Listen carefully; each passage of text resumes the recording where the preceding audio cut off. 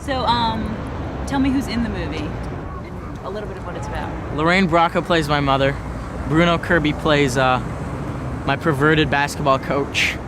Lorraine Bracco. Marky Mark plays my best friend. James Mario, Patrick McGraw, Michael Imperioli.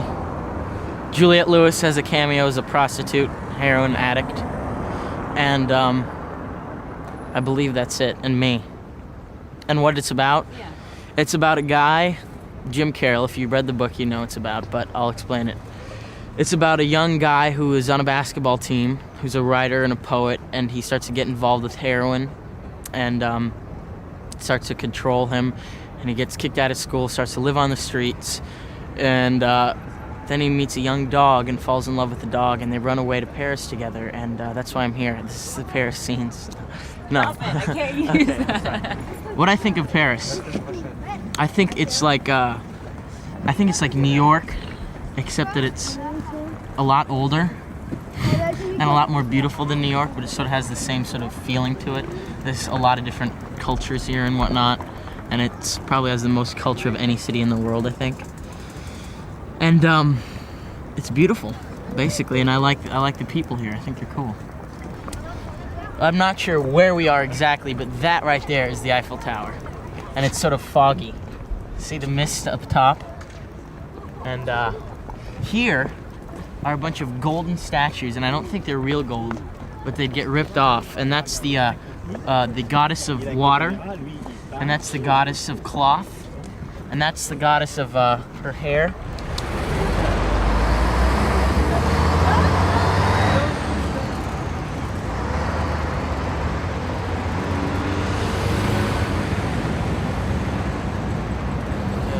Okay, this is the famous Louvre Museum, probably the best museum in the whole entire world.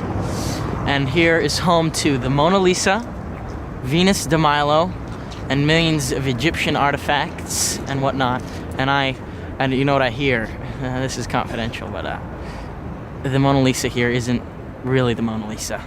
Supposedly some guys really stole it, and it's like a replica, because they have it like this behind this little thin piece of glass, and then I could have just gone in there and taken it home, put it under my jacket.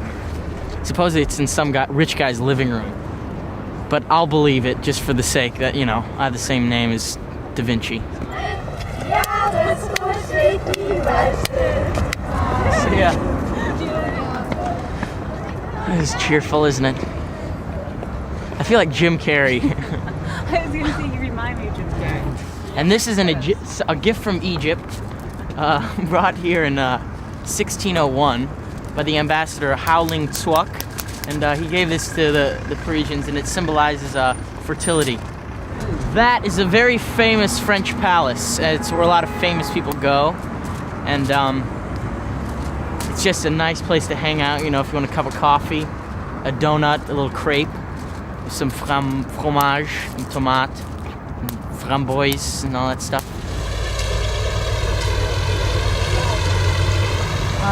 Are you ever worried about making the transition over to adult roles, or are you satisfied with? People have asked me that, but my answer is, I'll tell you what my answer is. Would you like to know? My answer is that I'll never get to really be young again, and this is my time to be young. So if there's roles right now that fit me as a young person, I'm gonna do them, and not sort of rush into becoming the young adult. I am a young adult, but like to be like the sex symbol of this, the young guy. If I can do roles right now that are young, I'll never get a chance to do them again, and I plan on being around for a while, so I'll get to do all that stuff later in life. Are you scared of being the next heartthrob or the hunk of the month, or? No, I'm not scared of that. I don't think. I don't mind it. Whatever. As long as I don't really care about my public perception. I've learned a lot about that, from meeting people in the business and finding out it's completely different than you think it may be. Sometimes it's completely true. Sometimes you read stuff about people and you're like, wow, that guy really is a jerk. They were right. But a lot of times it's just not true. I've sort of learned not to take it so seriously and not to really give into that, not to be depressed about it, because I'm gonna get to do what I want to get to do, and that's work, and that's all that really matters for me. Do you have any sort of older mentors that you look at, or their careers that? There's plenty of people. There's I like Gary Oldman a lot. I think Gary Oldman's really good. I like, Pacino, Hoffman. I like, oh God, David Thewlis. He's gonna laugh at that. Once you did Quick and the Dead, that kind of took you out of the running For what? for Interview with a Vampire? No, I didn't get Interview with a Vampire. I went up there to meet him and I didn't get it. Is that something that you wanted to Yeah, do? Okay. basically. I went up there and I went to New Orleans and I met him and I said, yeah, I'd like to work on this movie. Because it was with Brad Pitt and I like Brad Pitt. I think he's a good actor. Do you have anything in the future or any chance in the future that you'd want to do that or direct a film or? I want to direct. Someday I want to direct. No, I don't. I think acting for now is taking enough of my time. And if I meet some other people and sort of want to get involved in writing or, co-producing or something, that may come up. I'm sort of open to that.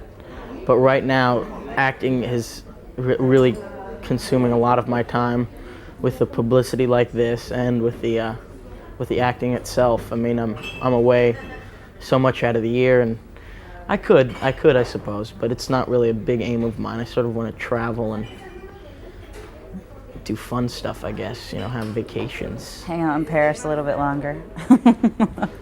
That's fun. Yeah.